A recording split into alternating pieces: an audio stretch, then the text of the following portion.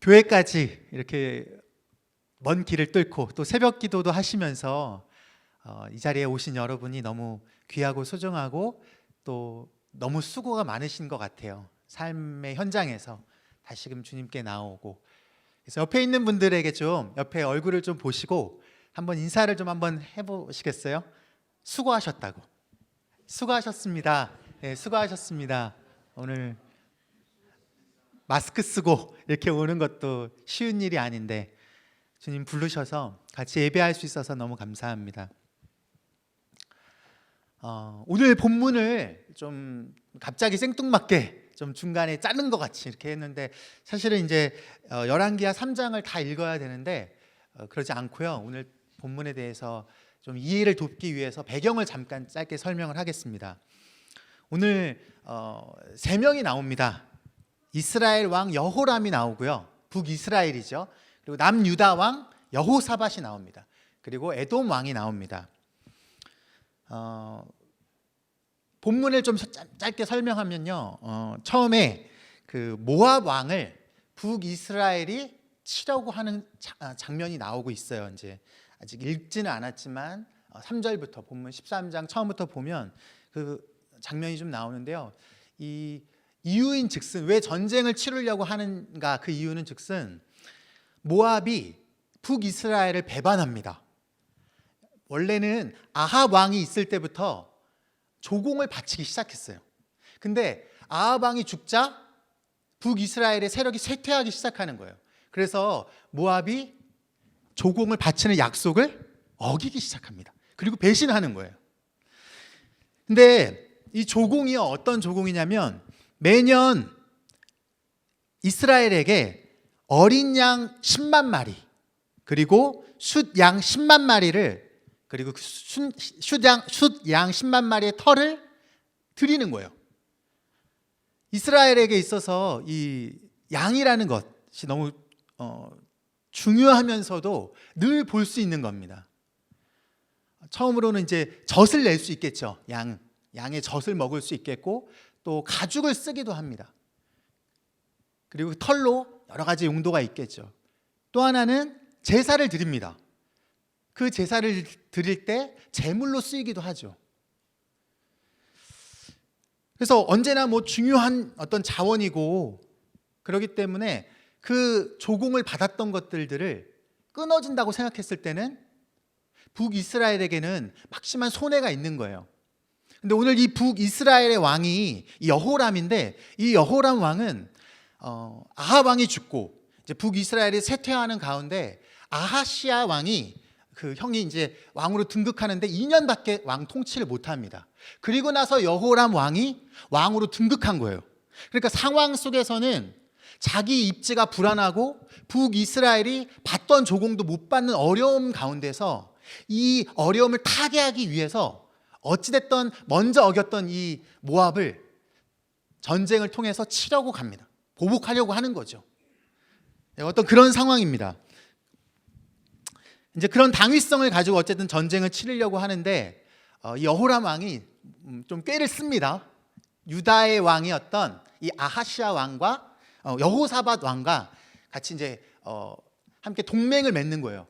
근데 여호사밧 왕에게 오늘 이제 동맹을 맺고 에돔을 이제 치려고 하는데, 모압이죠. 모압을 치려고 하는데 어디로 가야 될까? 이렇게 했을 때 이 남유다 왕 여호사밧 왕이 에돔 그 골짜기를 향해서 우리가 그 모압을 치러 갔으면 좋겠다고 제안을 합니다.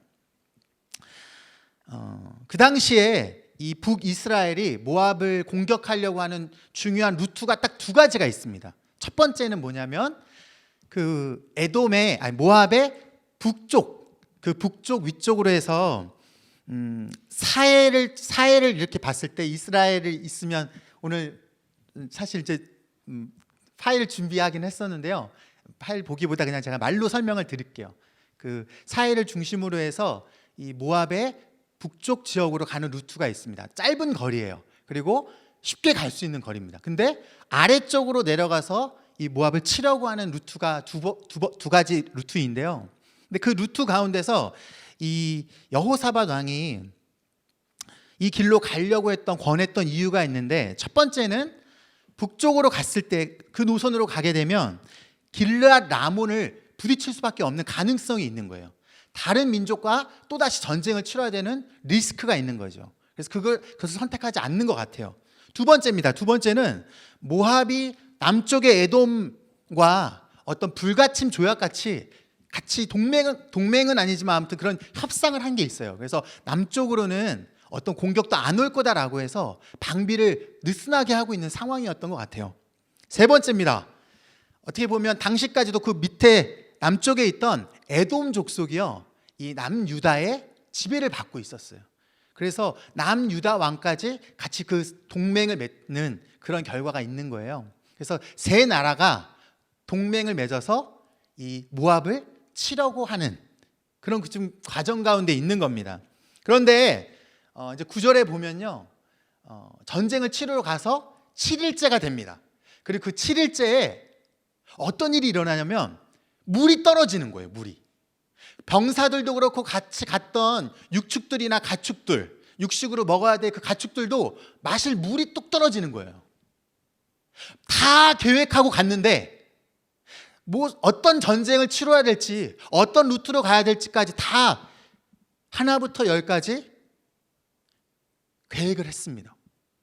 근데 막상 그 자리에 가니까 계획대로 안 되는 거예요. 여러분들은 어떠세요? 여러분들의 삶 속에 계획했던 대로 일들이 안 되어질 때 여러분들은 어떠실까요? 어떻게 하세요? 내 삶 속에 정말 그 자리에 있어야 될 그것들이 계획하고 갔는데 없는 거예요. 생각과 다른 일들이 펼쳐지는 거예요. 그럴 때 여러분들은 어떻게 하세요?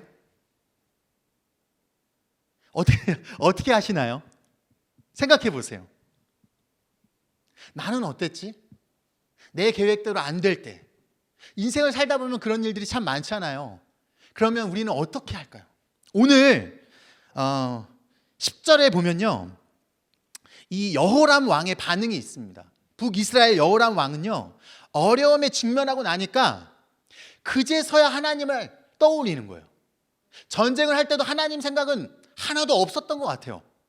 일단 꼼수를 부려보는 거죠. 내가 할 수 있는 것들 다 하는 거죠. 전쟁을 준비할 때 하나님 없이 혼자 군대를 일으키고 화친을 맺고 동맹을 맺은 다음에 계획대로 무찔러로 가지만 어려움이 봉착하니까 그제서야 하나님에 대해서 생각을 하는 거예요. 그리고 이런 상황에 대해서 하나님이 나를 치셨나? 라고 생각하며 한탄하고 후회하는 거예요. 하나님을 원망하면서. 그런데 반대로요, 여호사밧 왕, 남유다의 여호사밧 왕은 어떤 반응이었을까요? 같은 어려운 상황이에요. 그런데 그의 소망을 어디에 두냐면 하나님께 둡니다. 바로 하나님의 선지자를 찾는 거예요. 남유다의 왕인데도 불구하고 북이스라엘 가운데 하나님의 선지자가 어디 있느냐 찾는 거예요. 그러니까 하나님께 묻는 거죠. 어려움이 닥쳤을 때 하나님께 시선을 돌리는 거예요. 그의 믿음의 행동으로 인해서 우리가 이제 잘 봐야 될 것이 있는데요, 결과론적으로 보면 수많은 사람들이 살아납니다. 이 전쟁 가운데. 북이스라엘뿐만이 아니라 남유다와 에돔의 병사들까지 목숨을 건지는 거예요. 그리고 기적적으로 그 죽음에 대해서 살아날 수 있는, 그래서 경험하는 거죠. 우리는 어떻게 해야 될까요? 앞으로 우리의 삶 속에 우리가 한번 잘 생각해 볼 수 있는 이야기인 것 같습니다. 12절에 이 여호사밧 왕의 고백입니다. 여호와의 말씀이 그에게 있도다. 이 여호사밧 왕의 믿음입니다. 고백이고요, 멋진 그의 믿음인 것 같아요. 여호와의 말씀이 그 선지자에게 있도다 라고 말하는 거예요. 이에 이스라엘 왕과 여호사밧과 그리고 에돔 왕이 그에게로 내려간다고 표현합니다. 보통 구약에 보면 왕들이요, 선지자, 하나님의 사람들을 찾으려면 데려오라고 하던가 아니면 그 선지자들이 오라고 하는 그런 선지자를 데려오는 그런 모습인데, 그 왕들이 내려갔다고 합니다. 어려움이 봉착하니까 겸손해지나 봐요. 찾아갑니다. 그리고 오늘 이제 저희가 읽은 본문인 거예요. 내려가서 엘리사 선지자를 만나는 그 장면이에요. 하나님께 이제 하나님의 사자에게 묻고 또 하나님께 묻는 하나님의 뜻에 대해서 관심을 갖는 그런 얘기들인데요. 그걸 얘기하다 보니 제가 캠퍼스에서 2007년부터 CCC 간사로 캠퍼스 선교를 하고 있습니다. 13년이 지나고 14년째가 되었는데요. 기억에 남는 것들이 있어요. 그 중에 제가 터키로 학창 시절 때 이제 선교를 해보려고 간 적이 있어요. 그래서 한 2005년부터 6년까지 터키에서 생활했었는데요. 이스탄불에서 살았습니다. 이스탄불 대학교를 가곤 했는데요. 이스탄불에는 본대가 있고 또 다른 단과대들이 있습니다. 근데 그 본대를 들어가려면 자기 그 킴릭이라고 하는 자기 신분증을 보여주고 들어가야 되는 거예요. 그래서 같은 이스탄불 대학생이라도 단과대 학생들은 본대를 못 들어갑니다. 그래서 우리 학생들은 이제 어찌됐든 복음을 좀 이 무슬림 친구들에게 전하고 싶어가지고 학교를 들어가고 싶은데 매일 거절을 당하는 거예요.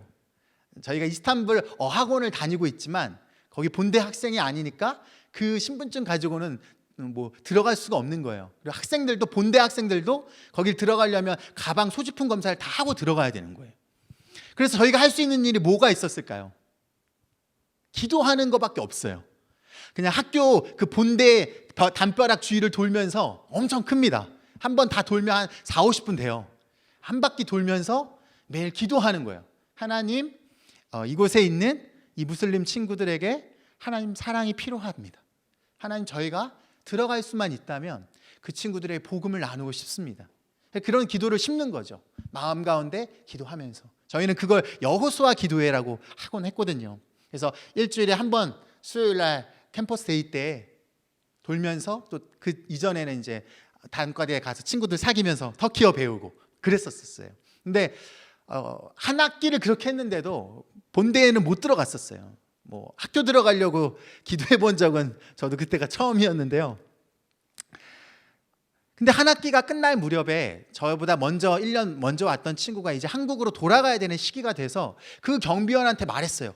한국에서 얼마 후면 친구들이 오는데 이 단기선교 팀이죠, 사실. 그 팀 친구들이 오면 같이 좀 들어갈 수 있게 해달라. 나는 이제 며칠 후면 한국으로 돌아간다 라고 하니까 그 경비원이 하는 말이 그럼 너만 들어가 이러는 거예요. 그리고 나서 결국은 한국의 단기선교팀들은 본대에 못 들어가고 여전히 함께 기도하고 돌아갔습니다. 근데 거짓말처럼 한국팀이 다 돌아가고 제가 이제 팀장이 돼서 그 캠퍼스에 가려고 뭐 늘 거절당했지만 또 도전을 하는 거죠. 시도를 하는 거죠. 근데 그날 무슨 일인지 모르게 신분증을 보여주고 가방 검사하더니 들여보내주는 거예요. 우연이었을까요? 아니면 그 경비원의 마음이 갑자기 너그러워졌던 거였을까요? 제가 운이 좋았던 걸까요? 저는 그 검색대를 통과하면서 하나님이 기도를 들어주셨구나. 그리고 이 기도 가운데 하나님이 어떤 열매를 맺게 하실까 기대가 됐던 것 같아요. 그러면서 본대에 들어갔거든요. 그리고 매 학기마다 본대를 들어갈 수 있었던 것 같아요. 정확한 이유는 모르겠습니다. 이전에는 한국 친구들이 캠퍼스 방문하는 것을 막았었는데요. 어느 날 그냥 늘 일상처럼 들어가려고 했던 그곳에 아무런 방해 없이 들어갔던 은혜들이 있어요. 그리고 터키 친구들을 사귀면서 복음을 나눌 수 있었거든요. 그 중에 많은 열매들이 있었던 것 같아요. 물론 무슬림 친구들이 어렵지만 감사했던 저의 기도에 잊혀지지 않는 그런 이야기가 있습니다. 그리고 매 한국에서도 캠퍼스에서도 늘 학기를 시작하거나 학기를 마칠 때는요, 저희는 꼭 기도하거든요. 학교의 곳곳에 건물들을 가서 기도하는 거예요. 왜 기도하냐면요, 뭐 캠퍼스의 여러 어려움들을 하나님 손에 맡겨드리는 것도 있겠지만 기도하면 캠퍼스가 품어지기 시작하는 거예요. 나라를 위해서 한번 기도해 보면요, 나라가 품어지기 시작하는 거예요. 학창 시절 때 한 그 동생이 대통령을 위해서 기도하려면 뭐를 기도해야 되나요? 이렇게 물어보는 거예요. 대통령? 나도 잘 기도를 해본 적이 없는데 물어보니까 그래? 그러면 같이 한번 기도해 보자. 그리고 나중에 이 친구가 돌아왔을 때요, 하나님이 이 대통령을 떠나지 말아주시고 보호해달라는 기도를 했다는 거예요. 학생들이 또 저희가 캠퍼스 사역을 하고 또 불신자 친구들을 만나러 가지만 그 기도의 시간을 통해서 매 학기마다 시작할 때마다 매번 또 문제 앞에 직면했을 때 저희가 무릎을 꿇을 수 있는 이유가 그 기도 속에서 하나님의 마음을 배우고 환경과 상황을 우리의 마음 가운데 뛰어넘을 수 있는 그런 은혜들을 하나님께서 주십니다. 오늘 본문으로 돌아와서요, 오늘 그 여호사밧 왕과 그리고 여호람 왕이 이 선지자 엘리사를 찾아가서 묻지요. 어떻게 해야 될지 묻겠죠. 왜냐하면 그들의 손에 모든 이스라엘 백성들과 함께 이 전쟁을 치르기 위해 나갔던 모든 사람들의 생존이 그 승패 여부에 따라 달려 있는 거예요. 얼마나 많은 책임감과 무게가 있겠습니까? 근데 그렇게 오늘 딱 맞닥뜨립니다. 그리고 오늘 본문에서 엘리사 선지자가 이렇게 말합니다. 한번 우리 13절 한번 띄워주실 수 있을까요?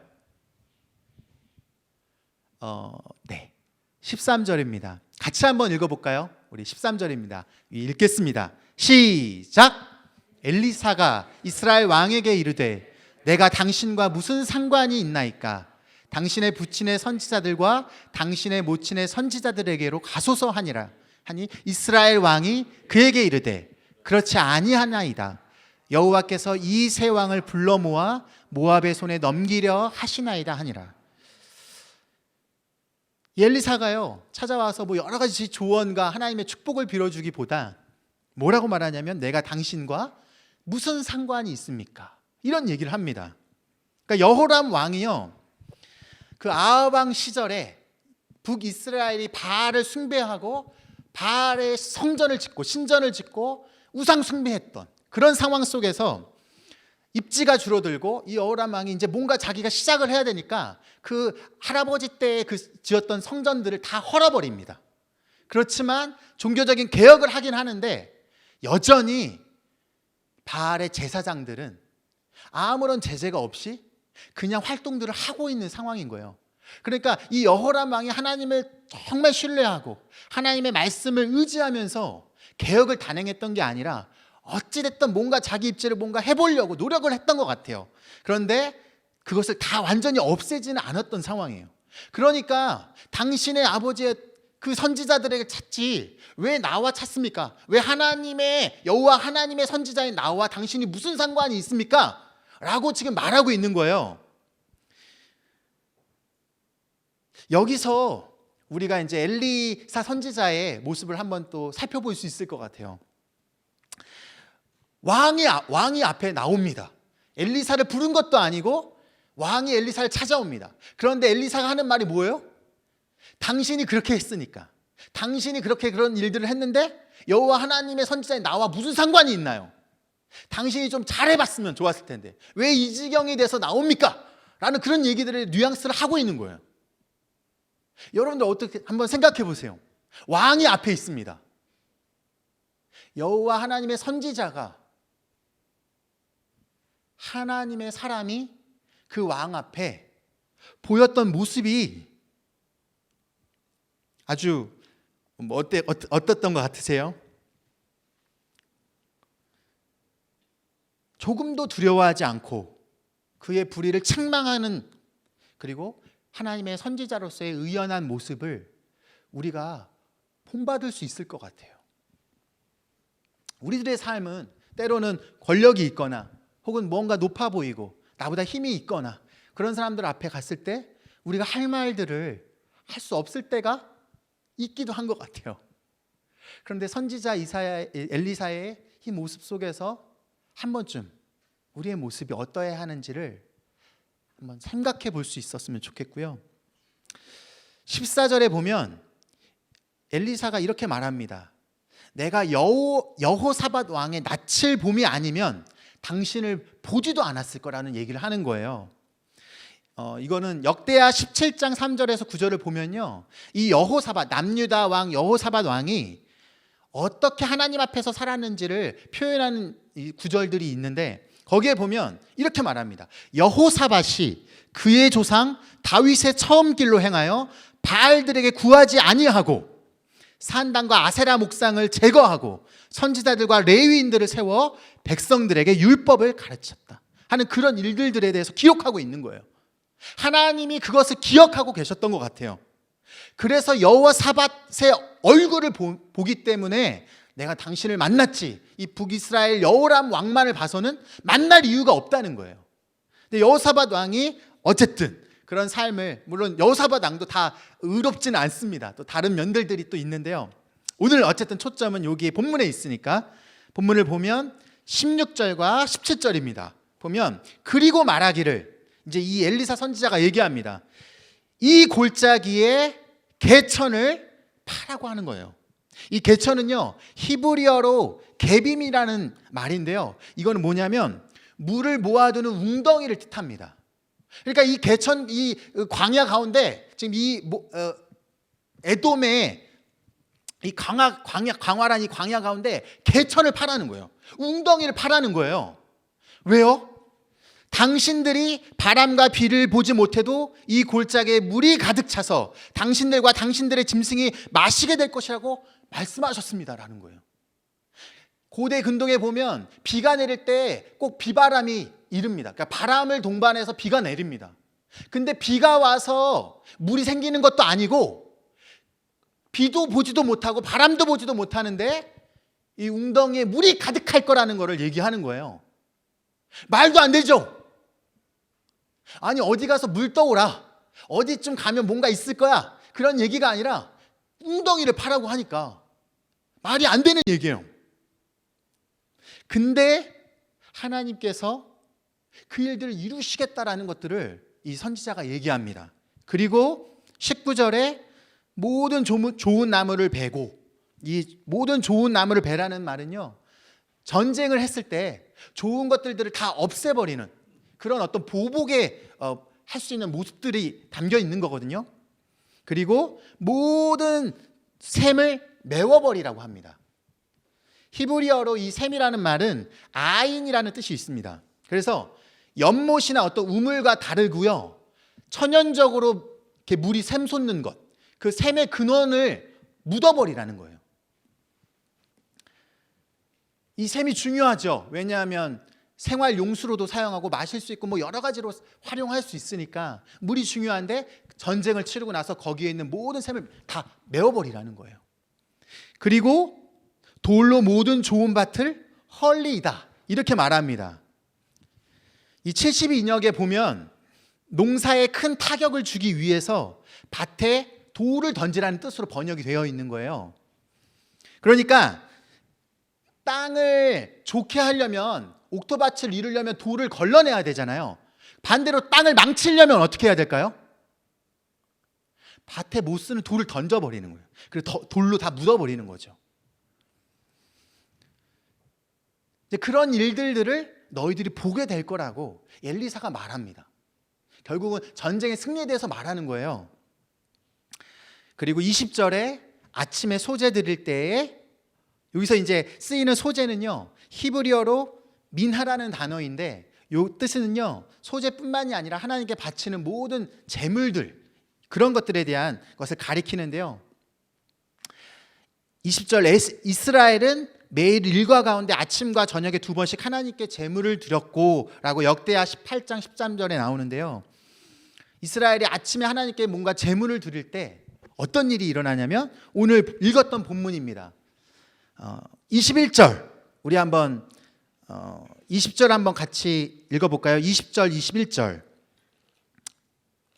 앞에 띄워주시나요? 20절, 21절입니다. 같이 읽겠습니다. 시작. 아침이 되어 소재 드릴 때에 물이 에돔 쪽에서부터 흘러와 그 땅에 가득하였더라. 모압의 모든 사람은 왕들이 올라와서 자기를 치려함을 듣고 갑옷 입을 만한 자로부터 그 이상이 다 모여 그 경계에 서 있더라.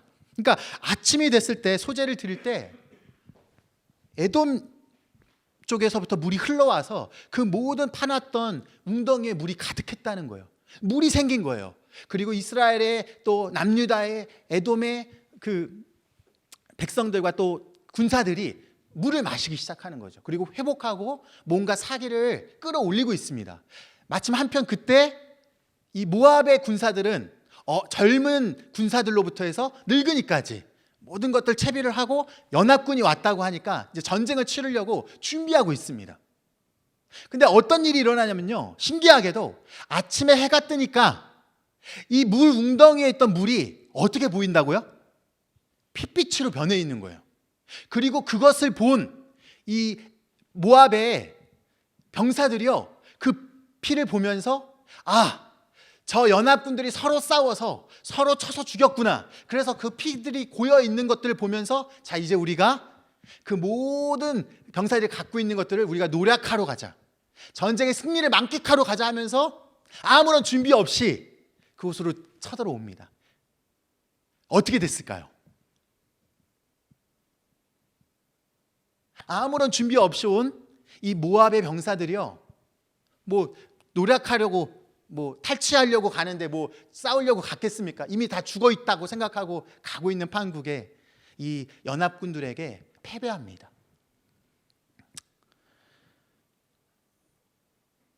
어떻게 보면 이스라엘이 물에 떨어진, 이 물이 없는 이 물의 문제 가운데 그들의 고민은 물의 문제였습니다.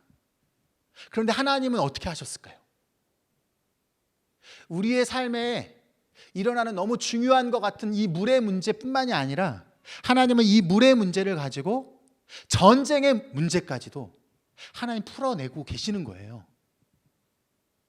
내 앞에 놓여있는 이 물의 문제까지도 우리는 물로 고민하지만 하나님은 그 물의 고민의 문제를 하나님 쓰셔서 전쟁까지 승리케 하시는 거예요. 물론 이 전쟁은 그렇게 정당화될 수 있는 전쟁은 아닙니다.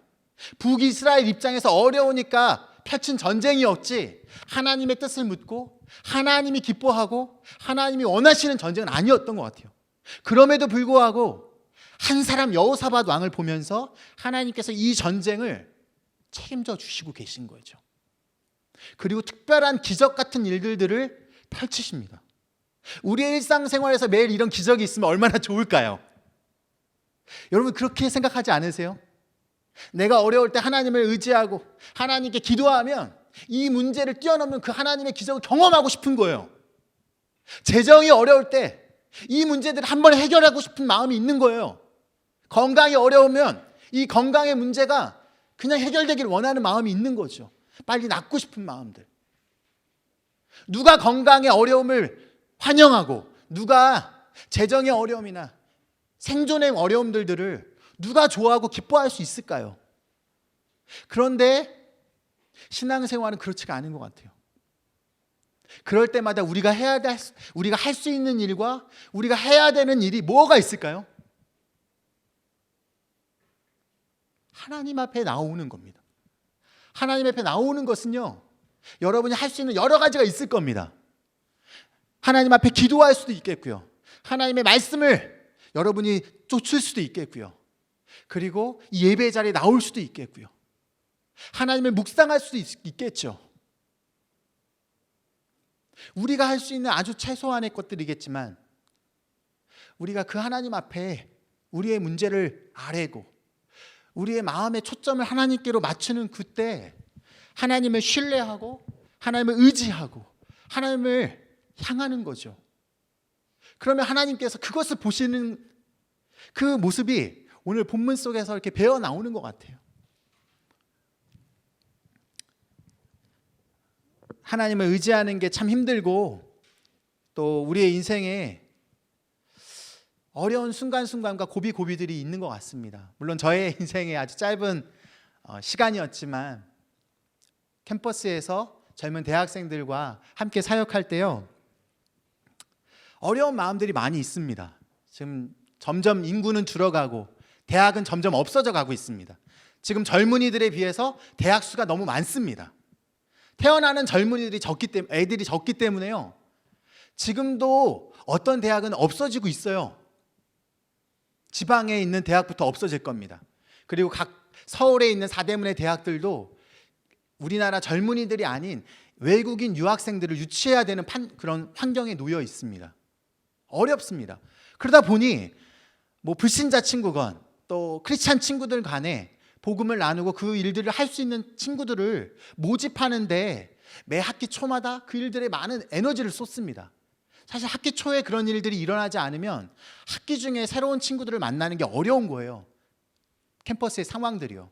그럴 때마다 제가 뭐 늘 할 수 있는 게 뭐 기도밖에 더 있겠습니까? 기도하면서 새로운 사람들을 찾아 나서는 거죠. 근데 그때 잘해야 된다는 부담, 그리고 이 일들을 통해서 정말 소중한 영혼들이 연결될 거를 간절해지는 마음들이 있고 가난해지는 마음들이 있는데요. 그때 하나님을 볼 때 하나님은 누군가 우리 캠퍼스에 보내주실 사람을 알고 계시겠지. 맞아. 하나님은 다 알고 계셔. 그리고 하나님께서 그 친구들을 꼭 보내주실 거야. 그럴 때 내가 잘 발견해서 그 친구들 잘 만나야지 라는 그런 마음의 내려놓아짐이 기도 가운데 고백이 되고, 그러니까 나중에는 이제 함께 하고 있는 순장들의 어려움들, 또 함께하는 리더들의 그 모습들이 보이기 시작하는 거예요. 사역만 보다가, 뭔가 일만 보다가, 뭔가 될 것들만 보다가 함께하고 있는 친구들이 보이기 시작하는 거예요. 그리고 그들의 잘하고 있는 모습들, 그들의 어려워하는 모습들이 보이고 기도가 나오는 거죠. 그리고 이제 그런 마음들이 제 안에 칭찬할 수 있는 여유를 갖게 하고 그들의 것들을 인정해주고 힘들어하면 가서 기도해주고 그런 마음들이 들어지는 거죠. 어느 날 이제 그 신입생 사역 때문에 지쳐 있는데 집에 와서 아내랑 저녁에 예배를 드리고 같이 이제 나눔을 하는데요. 우리 그 딸이 있는데 7살짜리 딸이 있는데요. 이 다나가 뭐 오늘 물감으로 그림을 그렸다는 거예요. 그런 그림 얘기 하는데 마치 우리의 인생도 그런 것 같다.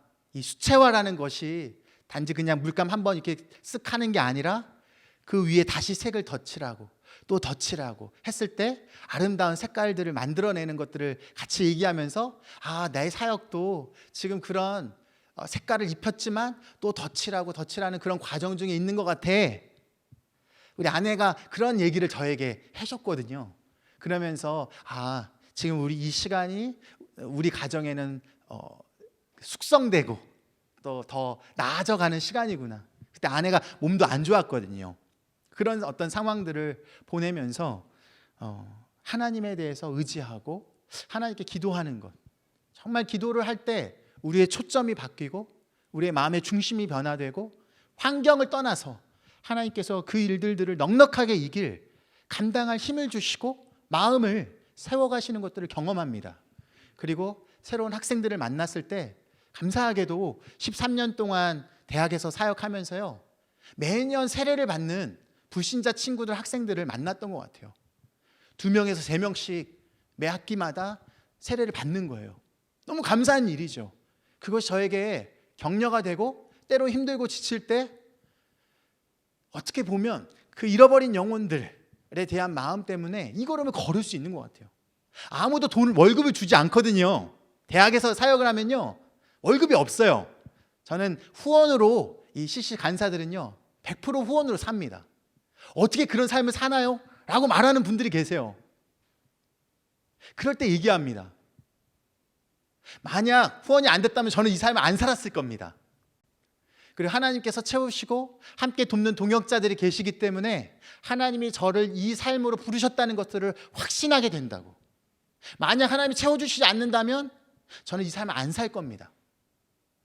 물론 하나님이 주셨던 마음이 있습니다. 이 얘기만 하고 마치겠습니다. 제가 어린 시절부터 교회를 다녔지만요, 종교 활동을 한 거거든요. 엄마 손잡고 그냥 예배 드리러 가고, 예배 주일날 드리러 갔다가 몰래 빠져나와서 오락실 가고 그랬었어요. 그런데 대학에 와서 하나님을 인격적으로 만났죠. 그리고 하나님이 제 인생에 소망이 없고 앞을 볼 수 없는, 어디로 가야 될지, 내 인생의 망망한 대해 속에 내 인생의 배는 띄어졌는데 내 인생이 어디로 향해야 될지 방향을 몰랐던 그 시절에 하나님이 저를 만나 주신 거예요. 대학 1학년 그 3월에 신입생 그 CC 들어가서요, 하나님을 인격적으로 만났습니다. 그리고 내 인생에 안 못 보던 내 인생에 하나님이 눈먼 내 인생에 볼 수 있는 눈을 주셨고 새 삶을 허락해 주신 거예요. 얘기가 너무 긴데요. 오늘 이제 말씀을 나누는 시간이니까 나중에라도 혹시 뭐 강의나 이런 걸 통해서 불러주신다면 더 다른 얘기들을 더 나눌 수 있을 것 같은데요. 우리가 처음 만났던 그 하나님 때문에 저와 같은 잃어버린 영혼들, 대학에 있는, 저도 대학 때 하나님 만났으니까 그런 영혼들에게 하나님이 나 같은 사람도 만나주셨고, 나 같은 소망 없는 인생에 안 못 보는 나에게 앞을 볼 수 있는 인생을 다시 한번 허락해 주시고 새 인생을 살 수 있도록 해주셨던 그 은혜의 감격 때문에 제가 이 삶으로 하나님 부르신다는 말씀의 확신을 갖고 삶을 살고 있는 거거든요. 그리고 우리의 신앙생활도 하나님 불러주셨기 때문에 이 걸음을 걸을 수 있는 것 같습니다. 2009년도에 인천의 한 교회에서 3일 동안 전도 강의를 했었습니다. 제가 강의를 3일 동안 메인으로 맡아서 하면서 마지막 강의를 다 마치고 지하철역으로 60대 노 장로님이 저를 차로 바라다 주셨거든요. 그때 너무 감사합니다, 장로님께 저를 태워주셔서 너무 감사하다고 할 때 이 장로님이 그러셨던 게 기억이 납니다. 어제 아내랑 그런 얘기 잠깐 나눴었는데요, 떠오르네요. 그 장로님이 너무 부럽다는 거예요, 저를 보면서. 왜냐하면 본인은 60대에 와서 불 가운데 구원을 얻어서 이제 하나님 믿고 하나님 아는 생활을 뒤늦게 시작하게 돼서 젊은 시절 이런 삶을 사는 그런 분들이 너무 부럽다는 거예요. 더 하고 싶은데, 더 하나님 만나고 하나님 알고 싶고 그런 시간들을 더 갖고 싶은데 젊은 시절에 방황하다가 이제서야 예수님 믿고 구원받은 것에 대해서 부끄럽지만 이런 삶을 사는 것에 대한 부러움이 있다는 얘기를 제가 기억합니다.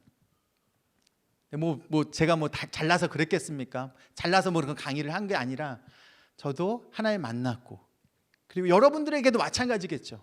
하나님을 처음 만났던 그 시절이 있을 거고, 그 감격과 그 은혜가 있기에 이 자리로 나올 수 있는 거고, 주님 때문에 우리가 세상과는 다른 믿음의 길로 갈 수 있는 이유가 있지 않나 생각을 합니다.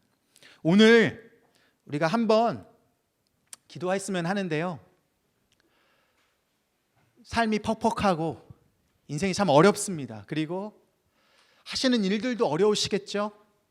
어른들은 또 자녀들의 문제들 때문에 어려우시겠죠.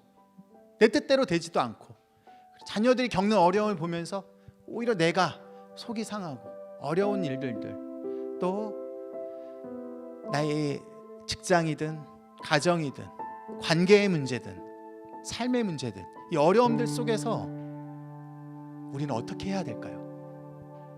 내가 다 계획하고 내가 다 무언가 하려고 했지만 그 계획대로 안 되어 있는 모습들을 보면서 우리가 어떻게 해야 될까요? 우리는 이 인생을 어떤 삶을 살아가야 될까요? 그럴 때마다 우리를 불러주신 분, 그리고 우리를 먼저 사랑해 주셨던 분, 그리고 우리의 신음에도 귀 기울이시는 그 하나님 앞에 우리가 나아가야 될 것 같습니다. 시간 함께 기도하실 때 우리의 마음의 고백과 우리의 마음의 진정한 필요를 채우시는 분, 나의 계획과 나의 뜻보다 그분의 뜻이 더 크고 그분의 뜻이 더 높고 그분의 뜻이 더 나에게 베스트인 것을 기억하면서 하나님께 우리의 문제와 나의 연약함과 내가 겪고 있는 이 아픔들을 하나님 앞에 아뢰지 않으시겠습니까? 시간 잠시 한번 같이 마음으로 함께 기도했으면 좋겠습니다.